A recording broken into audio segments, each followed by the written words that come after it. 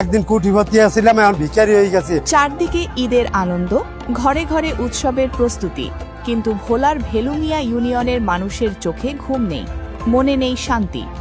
উৎসবের রং এখানে ফিকে হয়ে গেছে তেঁতুলিয়া নদীর আগ্রাসী রূপে। আজ সকালে ভেলুমিয়ার বিশ্ব রোডের মাথা এলাকায় মানববন্ধনে জড়ো হন শত শত মানুষ। তাদের দাবি একটাই, আমাদের ভিটেমাটি রক্ষা করুন।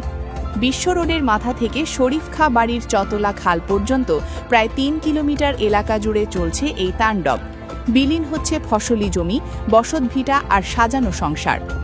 ভেলুমিয়া ইউনিয়নের চেয়ারম্যান পদপ্রার্থী হাসনাইন আহমেদ ও ইউনিয়ন বিএনপির সাবেক সিনিয়র যুগ্ম সাধারণ সম্পাদক ডাক্তার মহিউদ্দিন সহ স্থানীয়রা বলেন, আমাদের এই জনপদ আজ নদী গর্ভে বিলীন হতে চলেছে।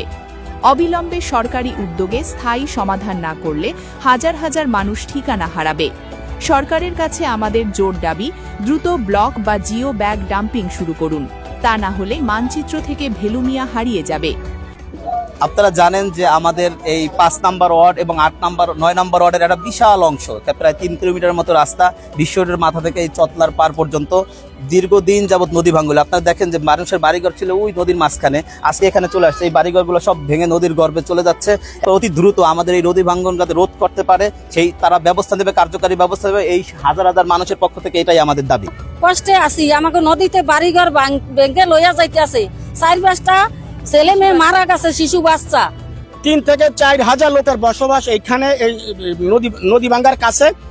যে নদীর গর্ভে যে বাড়িগুলি বিলীন হয়ে গেছে তারা খুব অসহায় আছে। আমরা এই বলক চাই, তেঁতুলিয়া নদী ভাঙ্গা একবার গেছে, আরেকবার যাইতে আছে। ভিটা বাড়ি সহ ১০ কানির মতো জমিন গেছে গা, এখন ৫ ঘন্টার মতো জমিন আছে, তাও চলে গেলে থাকার মতো কোনো রাস্তা নাই। নদীর কান্দে আমরা থাই, আমাকে বর্ষাকাল আইলে আমাকে চারিদিকে যাই পানি আসে, পানিতে আমার বাড়িঘর সব তলাইয়া যায় এবং আমার ঘর দুয়ারও ভাঙ্গিয়া যায়।